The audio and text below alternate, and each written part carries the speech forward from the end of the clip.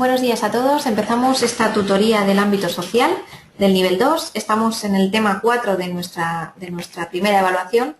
Y bueno, pues vamos a ver en esta ocasión la España del siglo XX.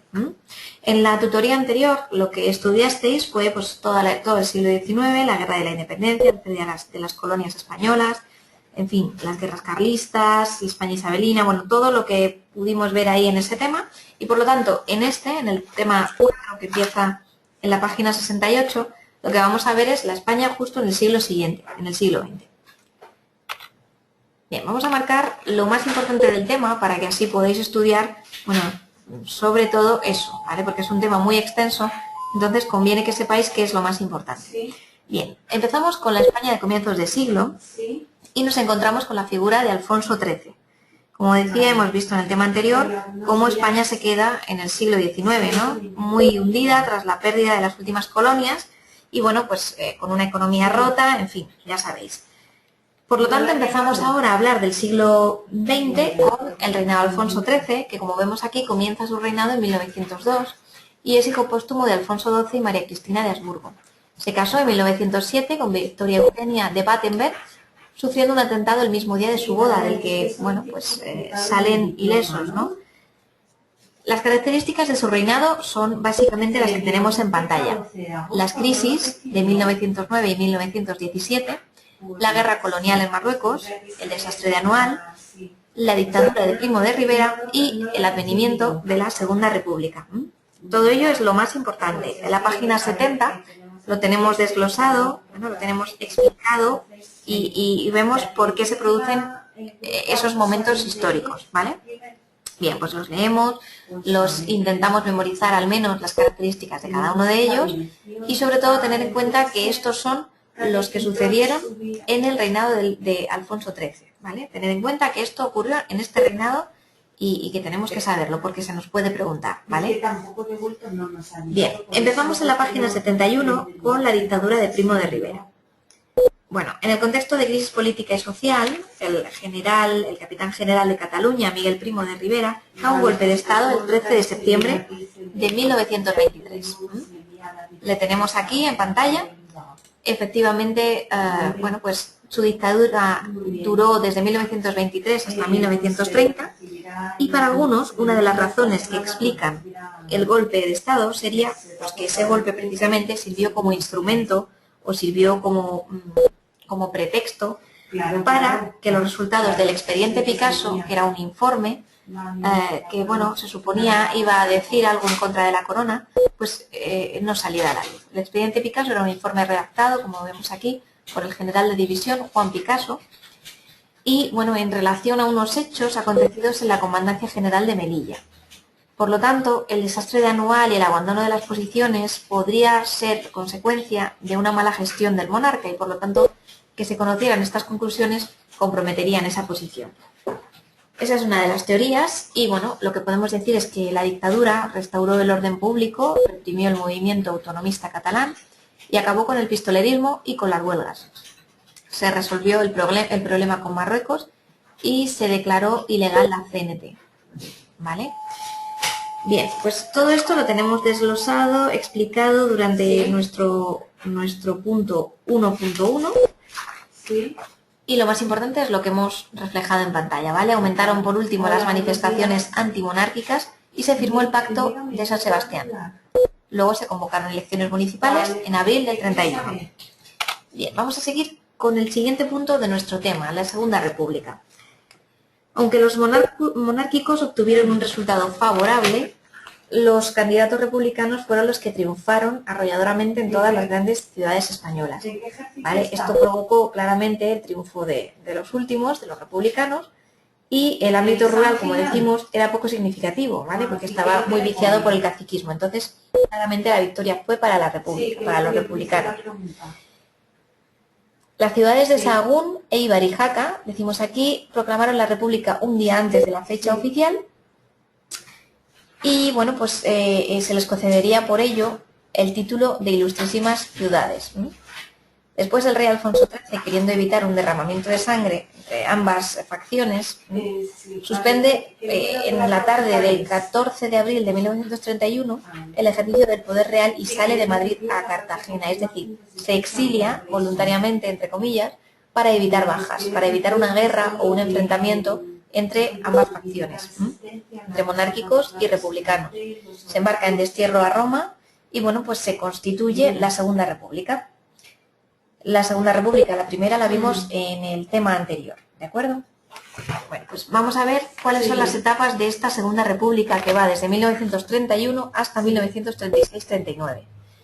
Bueno, 36-39 ya sabéis porque pilla la guerra civil y por lo tanto la fecha se tiene que alargar hasta el 39. Las etapas de la Segunda República son dos. La primera sería el bienio progresista, de marzo del 31 a septiembre del 33, y la segunda, llamada segunda etapa o bienio negro, de septiembre del 33 a diciembre del 35. ¿Vale? Bueno, vamos a ver la primera etapa de esta Segunda República. El bienio progresista, bueno, pues tuvo amplias conquistas sociales. Se caracterizó por ser, pues eso, una etapa en la que se avanzó mucho en cuanto a derechos sociales. Estuvo regida por un gobierno provisional y por una coalición de partidos republicanos y el Partido Socialista. Es un periodo de algo más de 2 años, como vemos, bueno, pues en el que hay un afán, como decíamos, de reformas sociales, de anticlericalismo, de empeño por acabar con la fuerza política que poseía el ejército y de fomento de las autonomías regionales. Bueno, ocurre una crisis de gobierno provisional y después se rige esta república por una coalición de partidos republicanos socialistas. El presidente fue Alcalá Zamora y el jefe de gobierno Manuel Azaña. Como decíamos, la constitución de la Segunda República supuso un gran avance, no solo para las conquistas sociales, sino también para los derechos humanos. Como vemos en la página 74, bueno, pues hubo un avance muy grande, un reconocimiento y una defensa de los derechos humanos que tenemos aquí desglosadas y que fueron muy importantes. Bien, entonces, cuando el gobierno, como vemos, se encontraba entre dos fuerzas contrarias, las presiones cada vez eran más grandes. Las reformas que se llevaban a cabo no contentaban a todo el mundo y por lo tanto, bueno, pues el gobierno de Azaña se vio obligado a dimitir en septiembre del 33, dando lugar a la segunda etapa. Se conoce como bienio negro, en composición al bienio progresista, en contraposición a este anterior. Tras la división del gobierno de Azaña se harán nuevas elecciones, se convocan elecciones en noviembre del 33 y será el triunfo a la Confederación Española de Derechas Autónomas, a la CEDA, presidida por Gil Robles. Por lo tanto, este periodo será llamado de derechas, bienio de derechas, y la revolución del 34 comenzará y dará, digamos, abrirá el camino a lo que será después la guerra, porque fue un movimiento huelguístico revolucionario que se produce en 1934 y que sobre todo tuvo una fuerte represión policial. Es cierto que se atacaron puestos de la Guardia Civil, iglesias y conventos, pero el gobierno adoptó unas medidas demasiado enérgicas y puede que demasiado extremistas. Entonces, bueno, pues el general Eduardo López Ochoa, comandando las fuerzas militares, se dirige a apoyar a las tropas que están sitiadas en Oviedo y, bueno, pues la ciudad de Oviedo en consecuencia queda prácticamente destruida. Se estima que en toda España fueron detenidos y sometidos a juicio entre 15.000 y 30.000 personas. Imaginaos la falta de orden público, el socialismo radicalizado, en fin, todo esto desemboca en una situación de máxima tensión social y se convocan nuevas elecciones generales para febrero del 36. Bueno, las posturas políticas que se presentan a estas elecciones están muy radicalizadas, hay, como os digo, mucha tensión política y social, y por lo tanto se enfrenta a la izquierda y la derecha en dos bloques muy extremos. Por un lado el Frente Popular, que es, bueno, pues la izquierda republicana, el PSOE, etcétera, y por otro lado la coalición de grupos de derecha, la CEDA que hablábamos antes, otro también que se llama Renovación Española, y bueno, luego está la Falange de José Antonio Primo de Rivera, hijo del dictador, y el PNV, bueno, pues se presenta por su cuenta. Con todo ello, vemos que la victoria fue para el Frente Popular, que, bueno, basó el triunfo en las ciudades y las provincias del sur y la periferia, y por lo tanto ya vemos que tenemos las dos Españas configuradas, ideológica y geográficamente. Tras las elecciones, Manuel Anzaña fue nombrado presidente de la República, pero la derecha no aceptó la derrota. El ambiente estaba muy crispado y las disputas políticas, como decimos aquí, se solventaban en la calle a tiro limpio. O sea, imaginaos la tensión. En julio de 1936, el teniente Castillo de la Guardia de Asalto era asesinado en plena calle por unos pistoleros de derechas, ¿vale? La respuesta no se hace esperar y aquella misma noche una patrulla de asalto saca a la calle a José Calvo Sotelo, líder del partido de derechas del Bloque Nacional, y lo mata también a tiros. Bueno, la conspiración militar golpista que estaba en marcha desde hacía varios meses no aguanta más y por lo tanto las tropas de la comandancia de Melilla en el 36 se sublevan contra el gobierno de la República. Y aquí es cuando da comienzo la guerra civil. Bueno, como decimos, en julio de 1936 el lanzamiento militar se fue extendiendo a las guarniciones de la península y Baleares y lo hacía en dos bloques. Por un lado la España nacional, que lo vemos aquí en el color naranja, y por el otro la España republicana, en color verde. El lanzamiento triunfó en las regiones agrícolas, mientras que el gobierno controlaba las industriales. Lo que se inició como golpe de Estado, lo que parecía un simple derrocamiento del poder, resultaba que iba a ser una guerra sangrienta con una duración de 3 años. Bueno, el bando de la República comenzaba a armar a los milicianos, y así los llamaban, los que eran militares o combatientes al servicio de la República, y en el bando nacional, aquellos que luchaban por los nacionales y por la monarquía, eran los falangistas. Ambos buscaron apoyos en el extranjero y por ello se creó el Comité de No Intervención. Era un comité internacional que en realidad fue más que todo una farsa, porque de lo que se trataba era de que no se apoyara a ninguno de los bandos de la guerra, no se les facilitara armamento ni nada, pero como vemos en la página 77, las potencias totalitarias mandaron absolutamente todo tipo de enseres de guerra y ayudaron, por supuesto, a las potencias o a los falangistas, a los fascistas. España, por lo tanto, se convirtió, como decimos, en un campo de pruebas y de entrenamiento para lo que sería la Segunda Guerra Mundial. Aquí se probaron el armamento y las nuevas técnicas militares y bélicas que se estaban poniendo en práctica o que se estaban probando y estaban creándose. Bueno, entre los generales sublevados se encontraban Queipo de Llano, Cabanellas, Sanjurjo, Mola y Franco, el cual no se sumó a la sublevación hasta el último momento. Bueno, el territorio donde triunfó el lanzamiento empezó a llamarse la España Nacional, como decíamos, frente a la Republicana. Como vemos aquí los mapas, iba avanzando durante las batallas, estas que vemos en la página 78, que constituyen las principales fases de la Guerra Civil, pues durante esas batallas veíamos cómo avanzaba el Frente Nacional. Las batallas más importantes son la de Madrid, entre 1936 y 37, la del norte, que se centra en la toma de Bilbao. También tenemos tras duros combates en los que destacó el bombardeo de Guernica. También tenemos eso, que cayó Bilbao en el 37 y las tropas republicanas se replegaron hacia Santander, rindiéndose en Santoña. Por lo tanto, todo el frente norte queda en poder de los sublevados, ¿vale? De los nacionales. Luego tenemos la batalla de Brunete, la conquista de Santander también es importante y la ofensiva república en Aragón.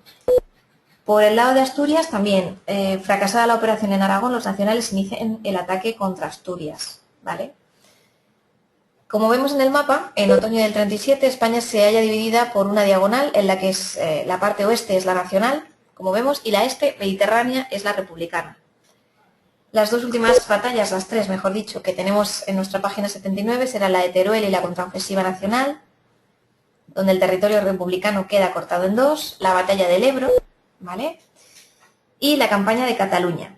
El avance nacional, como vemos aquí, es incontenible, Tarragona cae, Barcelona también, y por su parte Negrín, jefe del gobierno, decide continuar la lucha. Como vemos en el mapa inferior, en este que tenemos aquí, la zona republicana queda reducida a una pequeña bolsa que, bueno, lo único positivo que tiene, o la única de lo que puede alegrarse, es de que conserva Madrid. Bueno, como vemos aquí, la guerra va avanzando. A principios de marzo del 39, el coronel republicano Segismundo Casado da un golpe de Estado en Madrid, sustituye a Negrín y entabla negociaciones con Franco. Este exige la rendición incondicional. Por lo tanto, el 28 de marzo las tropas nacionales entrarán en Madrid y el 1 de abril del 39 se considera la guerra oficialmente acabada. De hecho, hay un último parte de la guerra civil que firma Franco, que se publica el 1 de abril del 39, y es un breve texto muy popular, muy conocido, que dice: en el día de hoy, cautivo y desarmado el Ejército Rojo, han alcanzado las tropas nacionales sus últimos objetivos militares. La guerra ha terminado. Ya se nombraba ahí el generalísimo, ya se autodenominaba de esa manera, y veremos ahora por qué lo hacía y cuáles son las consecuencias de esta guerra civil. Las consecuencias de la guerra civil han marcado en gran medida la historia posterior, la historia contemporánea de España, por lo excepcionalmente dramáticas y duraderas. Por un lado fueron demográficas porque aumentó la mortalidad y también descendió la natalidad. Por lo tanto, la pirámide de población durante generaciones era invertida, es decir, no había suficientes nacimientos ni las personas tenían una edad, ni alcanzaban una edad adulta. También las consecuencias materiales, bueno, pues está claro, como hemos leído, la destrucción de ciudades, la estructura económica, el patrimonio artístico, en fin, todo ello se perdió. También consecuencias intelectuales, porque fue el fin de la denominada Edad de Plata de las letras, hubo muchos exiliados intelectuales.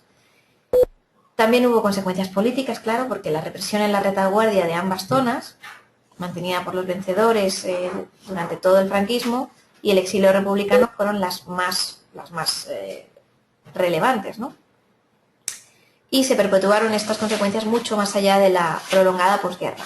Incluso, pues podríamos hablar hasta que el régimen de Franco termina en 1975. Perdón, empieza en 1975. El número de muertos de la Guerra Civil Española solo puede ser estimado de manera aproximada. Se habla del 500.000 de bajas, porque en estos no solamente no solamente entran los muertos en combate, sino también las víctimas de bombardeos, ejecuciones, asesinatos, etcétera, ¿vale? Estimaciones recientes dan asimismo la cifra de 500.000 más o menos, o sea que bueno, esa es la cifra que se maneja.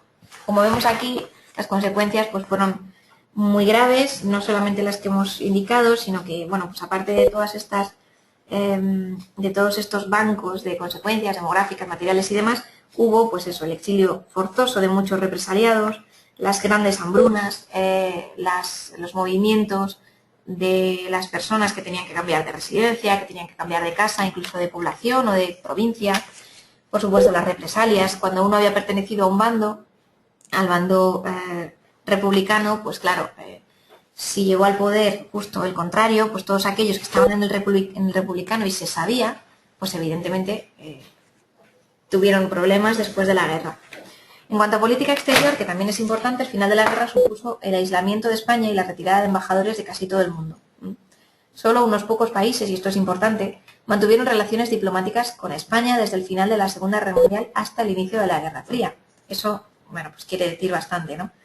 Finalizada la guerra, se abrirá en España el régimen franquista, que se extendió a lo largo de casi 40 años. Como vemos, casi los 40 años, porque empieza en el 39 y termina en el 75. O sea, imaginaos la cantidad de tiempo y bueno, pues las consecuencias que ello tuvo. Ahora vamos a verlo en la época de Franco, cuya fotografía tenemos aquí en pantalla, y debajo está la de los reyes, la del primer rey, de la monarquía y de la democracia. La etapa se dividió en etapas, como vemos. La primera fue la etapa de régimen totalitario, ¿vale? Sabemos que cuando iba a alcanzar el final, la época franquista, bueno, pues digamos que fueron viniendo los cambios y la transición ayudó y demás, pero al principio, sobre todo al principio, el régimen se notaba más totalitario que nunca. El apoyo que tenía fuera de España eran los fascistas y los nazis. Imaginaos la rigidez del régimen. Franco suprimió los partidos políticos, esa fue una de las primeras medidas, y se creó la Falange Española Tradicionalista, y de las Jones, se llamaba así. Englobaba todas las fuerzas de derechas, eso en el poder político. Por parte de la figura del generalísimo, del caudillo como se le llamaba, se erige tras la guerra como jefe de Estado, se le llama generalísimo porque se proclama general de los ejércitos, y también es el mandatario del partido político único del movimiento. Solo había un partido y se llamaba el movimiento. Casi todos los que participaban en el gobierno eran militares y bueno, pues ello tenía consecuencias. Favorece en gran medida a la Iglesia este régimen franquista, de la que obtiene una contrapartida, como vemos aquí en el temario. Uno de los mayores pilares del régimen serán las Fuerzas Armadas, los militares, y la apertura en la búsqueda de apoyos extranjeros, porque él, como os digo, buscaba apoyos en Europa, sobre todo en la Europa fascista o nazi, pero esa apertura exterior no se correspondía con la apertura interior, sino que en realidad en el interior se vivía un régimen muy rígido. El asesinato de Carrero Blanco se produce y además marca una brecha en la época franquista porque pretendía ser el sucesor del generalísimo. Entonces, claro, acaba ETA con su vida y entonces se replantean muchas de las cosas que se iban a hacer. Poco antes de la muerte de Franco, las fuerzas políticas democráticas que conforman la oposición van a encontrar unas plataformas comunes de acción. Esto es importante. Las principales fuerzas de oposición serán los demócratas cristianos, los socialistas, los liberales y los comunistas. Bueno, pues lo leemos, todo esto es importante y lo más importante es que el 22 de julio del 69, Juan Carlos de Borbón, hijo de don Juan de Borbón y nieto de Alfonso XIII, del que hablábamos al principio del tema, es proclamado por las Cortes heredero de la jefatura de Estado. Lo heredará la jefatura de Estado con el título de rey. 6 años más tarde, el 20 de noviembre del 75, fallecerá Franco y el día 22 de noviembre el príncipe, como decimos, asumirá la jefatura del Estado. Entonces sí se abre un nuevo periodo con Juan Carlos I y se denomina este nuevo periodo la transición política. Se llama así porque bueno, pues significó el paso de un régimen totalitario y bueno, pues de derechas completamente a una democracia que poco a poco iba dando los primeros pasos. En el primer discurso como rey, Juan Carlos I deja entrever pues, un espíritu nuevo en el que quiere albergar dentro de esta nueva España a todos los españoles. Como vemos al principio, pues no será esto así en la práctica, porque el gobierno que se formó con Arias Navarro al frente podría bien ser, como dice el temario, un gabinete de Franco. O sea que los primeros pasos fueron dudosos, pero el país emprendió un viaje nuevo cuando apareció Adolfo Suárez y presidió el gobierno. Entonces sí, se acabaron un año después de la muerte de Franco las Cortes franquistas y se abrió un sistema bicameral. Todo esto era una revolución, claro, porque acordaos que al principio del régimen franquista pues se suprimieron las Cortes, con lo cual, o sea, se suprimieron los partidos políticos, los sindicatos y todo. Entonces, el nuevo sistema bicameral era, bueno, pues una revolución. Además, después se legalizaron los partidos, los sindicatos. Se comenzaba a configurar, como os digo, la España democrática. Además, se creó el Ministerio de Defensa, que quería, bueno, pues darle una cabida al poder militar y darle también unos límites.